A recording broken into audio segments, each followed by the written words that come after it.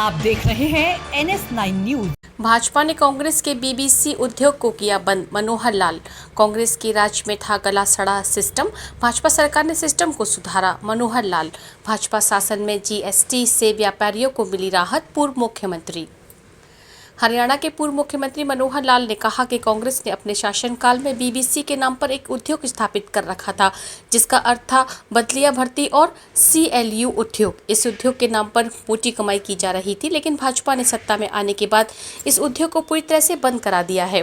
पिछले शिक्षकों की बदलियां ऑनलाइन की गई और अब हरियाणा के सभी 4 लाख कर्मचारी ऑनलाइन तबादले करवा पाएंगे। भाजपा सरकार ने नौकरियां मेरिट के आधार पर दी और CLU के सिस्टम को पूरी तरह से पारदर्शी बनाने का काम किया। अब किसी भी काम के लिए किसी भी व्यक्ति को एक नया रुपया खर्च नहीं करना पड़ता। मनोहर लाल शुक्रवार को यहां कपास मंडी में हिसार लोकसभा क्षेत्र से भाजपा उम्मीदवार रणजीत चौटाला के समर्थन में सभा को संबोधित कर रहे थे। पूर्व मुख्यमंत्री ने कहा कि कांग्रेस के पास किसी सीट के लिए दावेदार ही नहीं है और अगर कहीं पर दावेदार है भी तो वहां उनके बीच इतनी लड़ाई है कि कांग्रेस अपने उम्मीदवारों की घोषणा नहीं कर पा रही है, जिस कारण मैदान अभी तक खाली है। जब तक कांग्रेस अपने उम्मीदवारों के नाम का ऐलान करेगी, तब तक जनता अपना मन बना चुकी होगी और 4 जून को बीजेपी हरियाणा की सभी लोकसभा और करनाल विधानसभा बड़े अंतराल से जीतेगी। मनोहर लाल ने कहा कि 10 साल नरेंद्र मोदी और 9.5 साल हरियाणा की सरकार ने सिस्टम बदलने का काम किया है। किसानों को पहले अपनी जमीन की फर्द लेने के लिए तहसीलदार और पटवारी के चक्कर काटने पड़ते थे, लेकिन सरकार ने सिस्टम को बदलकर इसी की ऑनलाइन कर दिया है। लोगों को राशन कार्ड बनवाने के लिए चक्कर काटने पड़ते थे, लेकिन भाजपा सरकार ने उसे ऑनलाइन किया।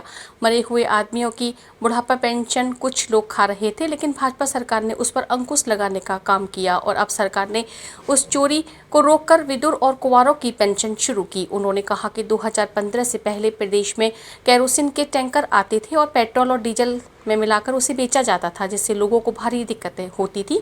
भाजपा सरकार ने प्रदेश को केरोसिन फ्री प्रदेश बनाने का काम किया है। GST लागू की, जिसका कुछ दिन तो विरोध हुआ, लेकिन आज GST के कारण देश प्रदेश के व्यापारी और आम जनता सभी का भला हो रहा है।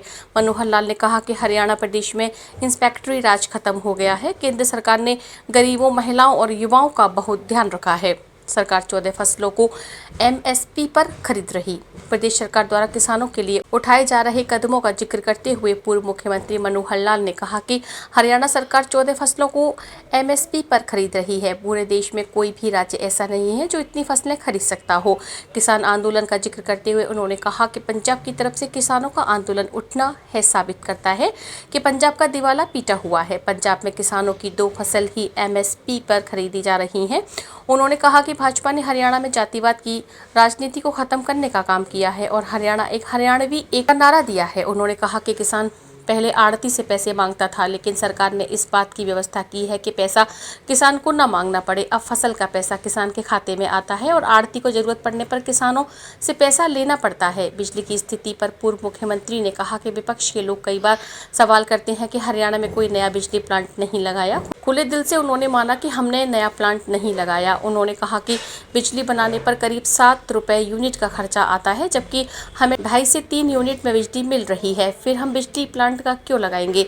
उन्होंने कहा कि स्थिति को देखते हुए हरियाणा में अब 2 नए बिजली प्लांट लगने का काम किया जा रहा है। विपक्ष द्वारा मुफ्त बिजली देने के वादे पर तंज कसते हुए पूर्व मुख्यमंत्री ने कहा कि यह लोग बिजली देंगे ही नहीं तो ऐसे में फ्री बिजली का क्या फायदा। वर्तमान सरकार हरियाणा में 24 घंटे बिजली दे रही है और बिजली के रेट पिछले 9.5 साल में कभी नहीं बढ़ाए गए। कुछ क्षेत्रों में बिजली के रेट कम किए गए हैं।